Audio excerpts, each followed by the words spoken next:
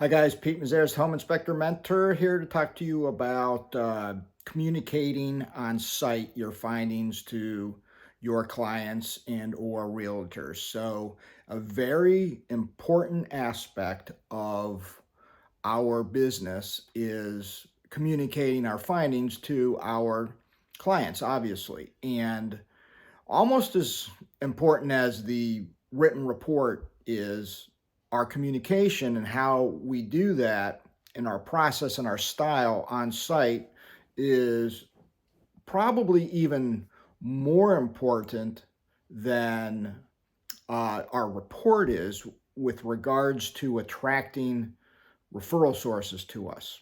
Okay, and you all know that the name of the game is attracting referral sources to us so we actually have a business that's ongoing.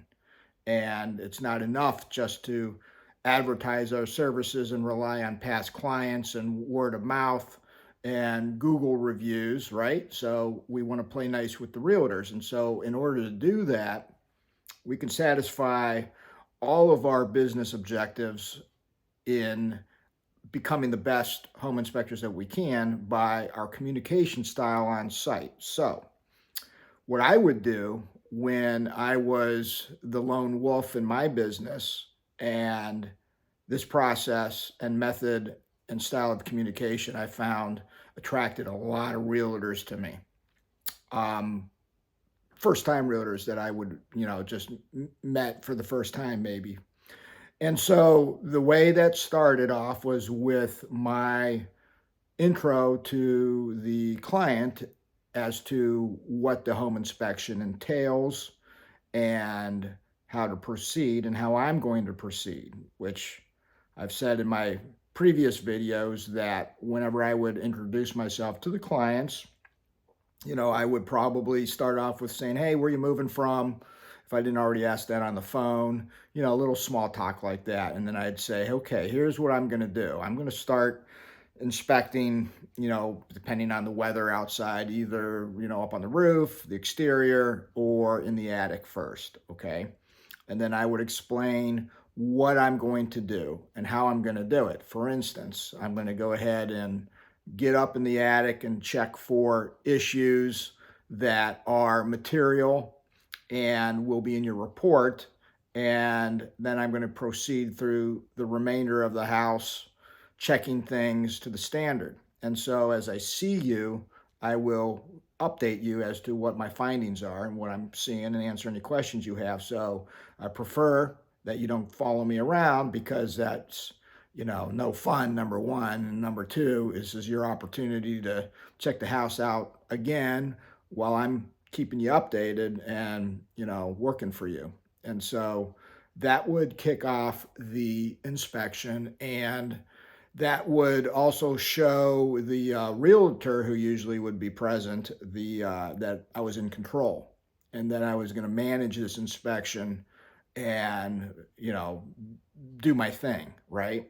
And so then as I would review a section and then I'd see my clients, I would tell them everything that I checked as well as the defects I found. So by doing that, that prevents questions from, hey, was the insulation good in the attic? Did you see any structural issues? Okay, were there any pests up there? And so what I would do, I'd go through the attic, and then, if I saw them, I'd say, okay, I just went through your attic, guys. And sometimes I would just go ahead and let them look at my camera phone, my photos that I took in the attic, so that not only would it remind me of the defects that I saw, but also give them, a little preview of what's going to be in the report. And that's a very easy thing to do. Otherwise, I would just say, okay, I've been through your attic. I didn't see any leaks. I didn't see any structural damage. Did see a little bit of mold around the bathroom exhaust duct because it was going through the soffit vents instead of out through the roof. So that's localized mold. Of course, we're going to recommend it's cleaned up and that the vent is, properly evacuated through the roof. Otherwise, that's what you're going to have. And whether you think that's an issue or not, when you go to sell this house someday, the next buyer or inspector is going to point out the same thing. Okay. Um, the insulation looks like it's in good shape. It's about 6 to 12 inches thick and it covers everything that it needs to cover. I didn't see any signs of pests. Of course, I'm not lifting up the insulation because that goes against the standard. I don't see any gaps to the outside. And of course, you check that by turning your flashlight off, right? Looking around in the attic, looking for daylight. And that's what the attic looks like. So that's what I'm going to have in the report. And so by saying that, I've described what I checked, what the results were, and what the problems were.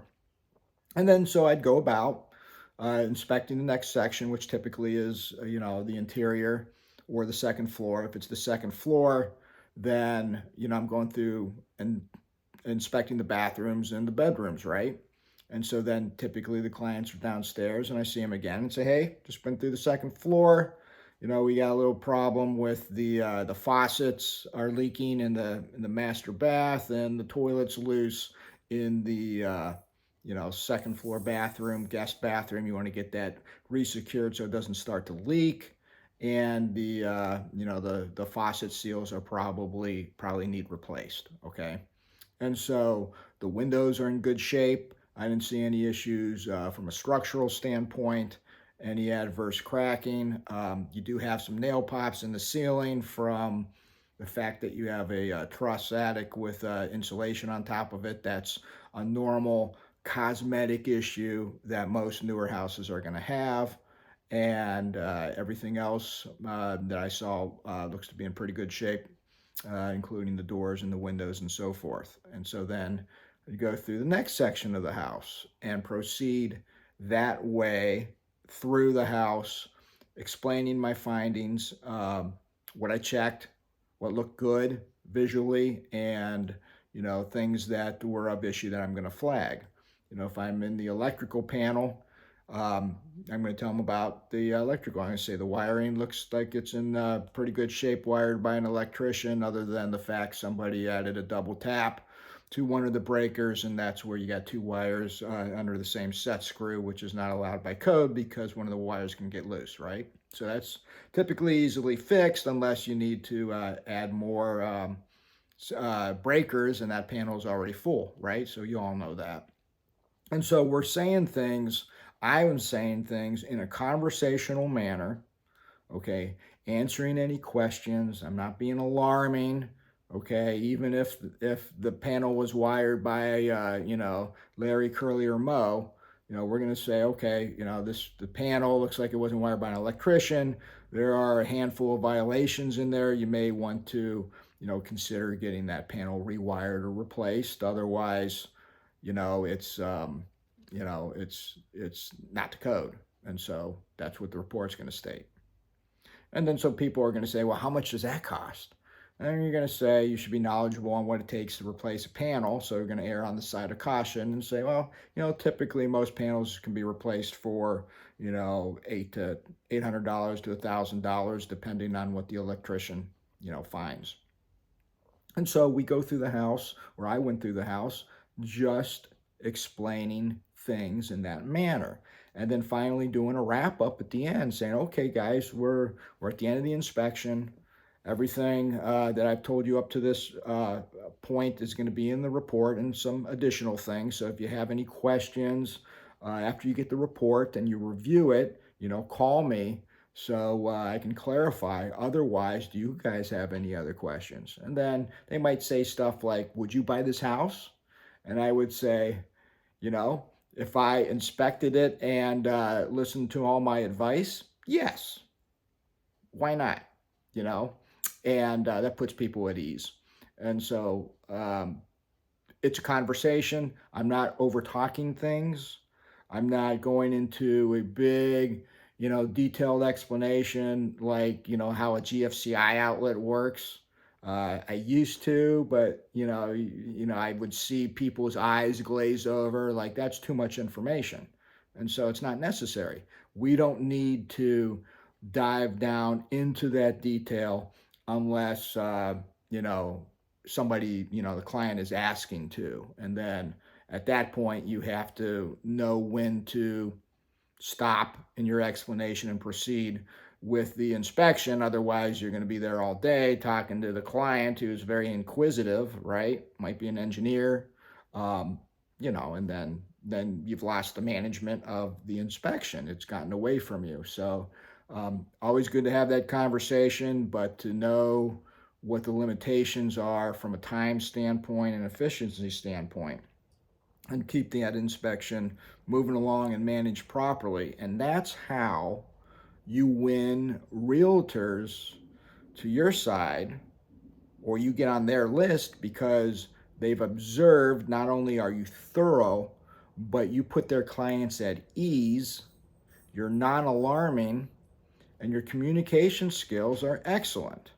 And then they start to see you again and again, and they know and trust you further. And that's how you build your business, guys and gals. It's not rocket science, but it does take some practice. And I'm sure you guys can get the hang of it after a few cycles. So take care.